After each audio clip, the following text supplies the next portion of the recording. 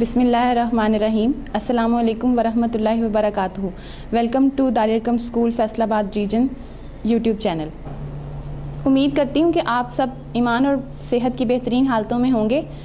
جماعت چہارم کی 2 کتابیں جو ہمارے نصاب میں شامل ہیں، اردو جماعت چہارم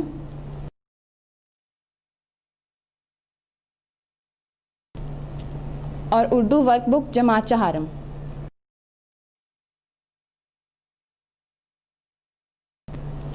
ہمارے لیکچر کے یہ نکات جو ہم اس لیکچر میں پڑھیں گے وہ یہ ہیں: حمد اور اس کی مشق کا جائزہ، موسم سرما اور گرما کا موازنہ، واحد جمع، ہم کافیہ الفاظ، اغلاط العام کی درستی، حروف جار کے اور کہ کا استعمال.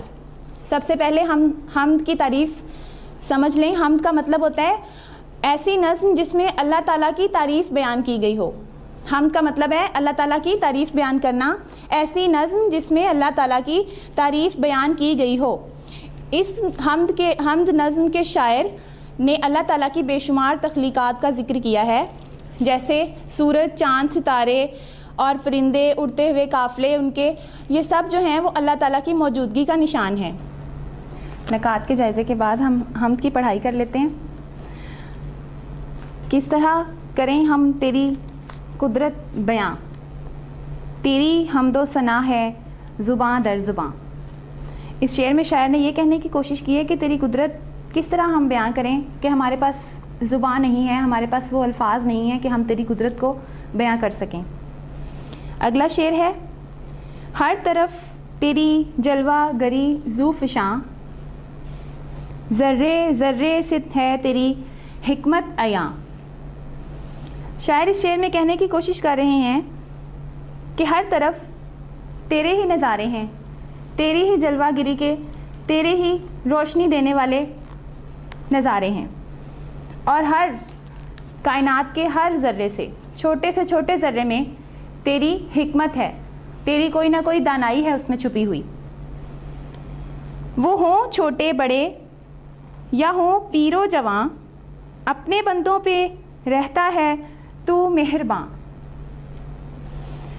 خواہ چھوٹی مخلوق ہو یا بڑی، وہ بوڑھے ہوں یا وہ جواں ہوں، اپنے بندوں پر تو ہر طرح سے مہرباں ہے.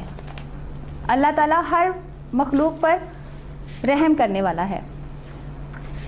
یہ پرندوں کے اڑتے ہوئے کارواں، تیری عظمت کا ہیں خوبصورت نشاں.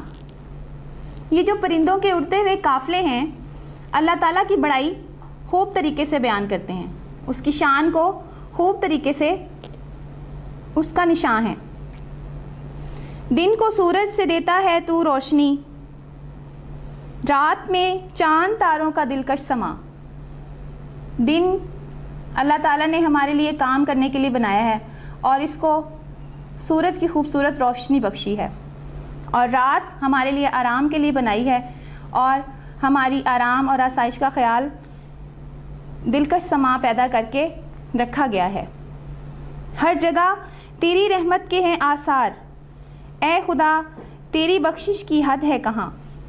اللہ تعالیٰ کی رحمت کے آثار ہر جگہ موجود ہیں، ہر جگہ ہر مخلوق پر تو قادر ہے، تو مہرباں ہے، اور تیری بخشش کی جو حد ہے وہ کہیں نہیں ہے.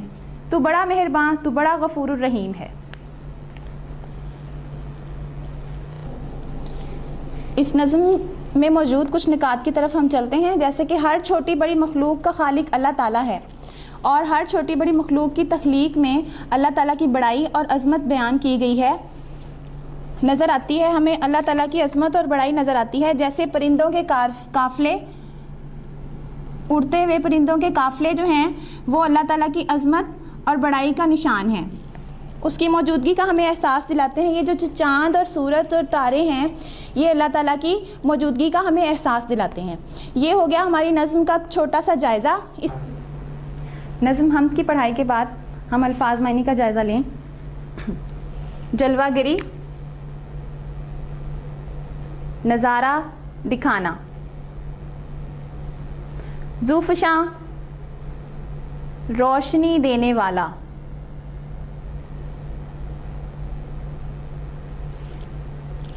अयां ज़ाहिर, अयां ज़ाहिर, हिकमत दानाई अक्लमंदी, पीरो जवां बूढ़े और जवां, इसमें लफ्ज़ पीर बूढ़े के लिए और जवां जवान के लिए। कारवां काफ़िला, परिंदों के कारवां अभी हमने इस पढ़ाई में पढ़ा, एक बार फिर दोहरा लेते हैं। जलवागरी नज़ारा दिखाना, ज़ूफ़िशां रोशनी देने वाला, अयां ज़ाहिर हिकमत दानाई या अक्लमंदी, कारवां काफ़िला, पीरो जवां बूढ़े और जवान। अल्फाज मायनी सीखने के बाद, देखने के बाद जुमलों की तरफ आते हैं। हर जगह अल्लाह की रहमत, हर जगह अल्लाह की रहमत के आसार नुमायां हैं। ए खुदा हमारी बख्शिश फरमा, मरी के नज़ारे दिलकश हैं। अल्लाह की अज़मत के निशान हर जगह नज़र आते हैं। अल्लाह की कुदरत के नज़ारे हर जगह मौजूद हैं। जुमले बनाने के बाद वर्कबुक सफ़ा नंबर 2 पर हमारा सवाल है, शायर ने इस नज़्म में अल्लाह ताला की सिफ़ात का बेहतरीन अंदाज़ में ज़िक्र किया है। आप हम्द को गौर से पढ़ें और अपने साथी से मशवरा करके अल्लाह के 2 सिफ़ाती नाम मानी जिनका हम्द में बयान है लिखिए। ये 2 नाम सिफ़ाती नाम मा तर्जमा, अर्रहीम बड़ा मेहरबान, अल-गफ़ूर बहुत बख्शने वाला। इनको हम अपने जुमलों में उसमें से हम्द में से एक मिसरा ढूंढेंगे जो उस हम्द में शामिल है, जैसे कि मेहरबान अपने बंदों पर रहता है तू मेहरबान, और अल-गफ़ूर बहुत बख्शने वाला, ए खुदा तेरी बख्शिश की हद है कहाँ। नज़्म हम्द के मुताबिक मिसरे मुकम्मल करें। अपने बंदों पर रहता है तू मेहरबान, अपने बंदों पर रहता है तू मेहरबान। ये परिंदों के उड़ते हुए कारवां, दिन को सूरज से देता है तू रोशनी, रात में चांद तारों का है दिलकश समा। ए खुदा तेरी बख्शिश की हद है कहाँ। नुक्ता नंबर 2, मौसम सरमा और गर्मा का मुवाजना। इसमें हमने सर्दी और गर्मी 2 मौसमों के दरमियान तफरीक और मुमासलत जो है वो देखनी है। और सर्दी गर्मी में हम पहले तफरीक देख लेते हैं कि सर्दी में हम गर्म कपड़े पहनते हैं और गर्मी में हम हल्के कपड़े का इस्तेमाल करते हैं। सर्दी में हम खुश्क मेवाजात इस्तेमाल करते हैं, गर्मी में ठंडे मशरूबात इस्तेमाल होते हैं, और सर्दी में हीटर का इस्तेमाल करते हैं और गर्मी में हमारा पंखों का इस्तेमाल होता है। ये हो गया हमारा मौसम सरमा और गर्मा का तफरीक का सिलसिला। उसके बाद हम मुमासलत को देखें तो इन दोनों में कोई भी चीज़ ऐसी नहीं है जो एक जैसी हो। मुमासलत का मतलब होता है एक जैसी, तो इन दोनों में कोई भी चीज़ ऐसी नहीं है जो एक जैसी हो, तो इसका मतलब है कि मुमासलत इसमें कोई भी नहीं है। अगला नुक्ता वाहिद और जमा। वाहिद जैसा कि आप जानते हैं एक चीज़ को हम वाहिद कहते हैं और 2 या 2 से ज़्यादा चीज़ें जो होती हैं वो हमारी जमा होती हैं। इसी तरीके से हमारा वर्कबुक सफ़ा नंबर 41 पर सवाल है, मदरजा झैल जुमलों में ख़त कशीदा अल्फाज की जमा बनाकर इसके मुताबिक सारा जुमला दोबारा लिखने। लम्हा, इसमें लफ्ज़ लम्हा जो है वो उन्होंने ख़त कशीदा किया हुआ है। लम्हा की जमा है लम्हात। लम्हात, यही तो काम करने का लम्हा है, यही तो काम करने के लम्हात हैं। जब हम जमा में जुमला लिखेंगे तो लम्हा है, वाहिद में लम्हा है था और लम्हा जमा में आ गया, यही तो काम करने के लम्हात हैं। ये तो हमारी पुरानी रिवायत है, ये तो हमारी पुरानी रिवायात हैं। जुमला मुकम्मल تبدیل ہو جائے گا جمع لکھنے سے. یہ تصنیف، یہ عظیم الشان تصنیف کس کی ہے؟ یہ عظیم الشان تصانیف کس کی ہیں؟ رمضان المبارک کی 27ویں شب نفل پڑھنے کا بہت ثواب ہے. رمضان المبارک کی 27ویں شب نوافل پڑھنے کا بہت ثواب ہے. کیا تم میری مدد کرو گے؟ کیا تم میری امداد کرو گے؟ نقطہ نمبر 4، ہم کافیہ الفاظ. ہم کافیہ الفاظ ہوتے کیا ہیں؟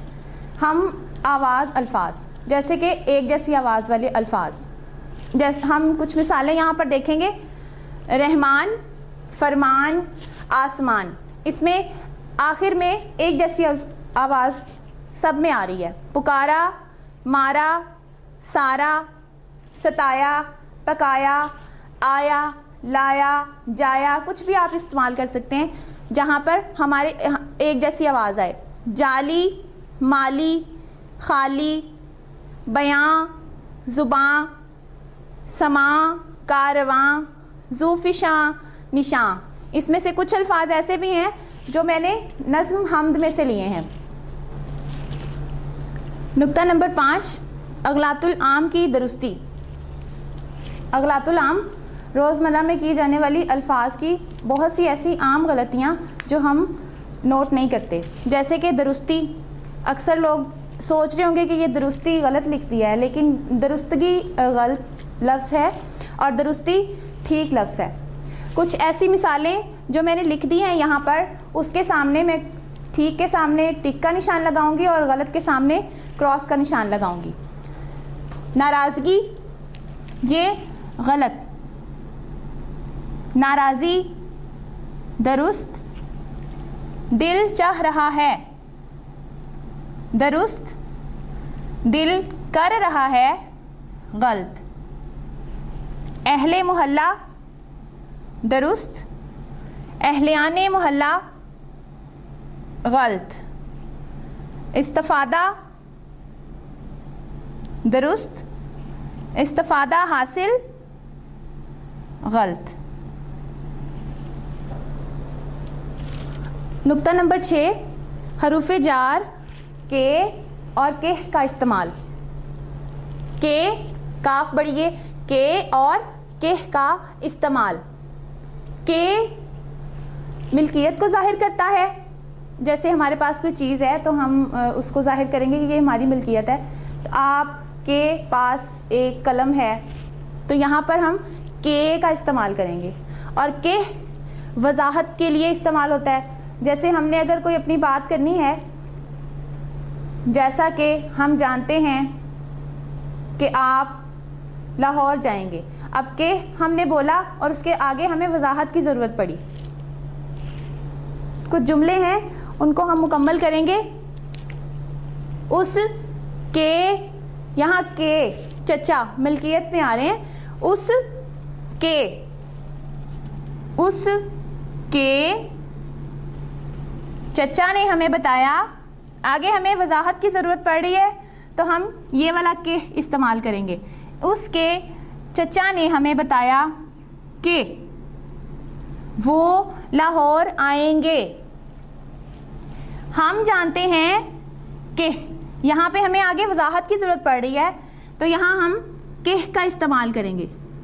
ہم جانتے ہیں کہ آپ، نئی گاڑی ملکیت میں آ رہی ہے تو اب ہم یہاں پہ کیا لکھیں گے؟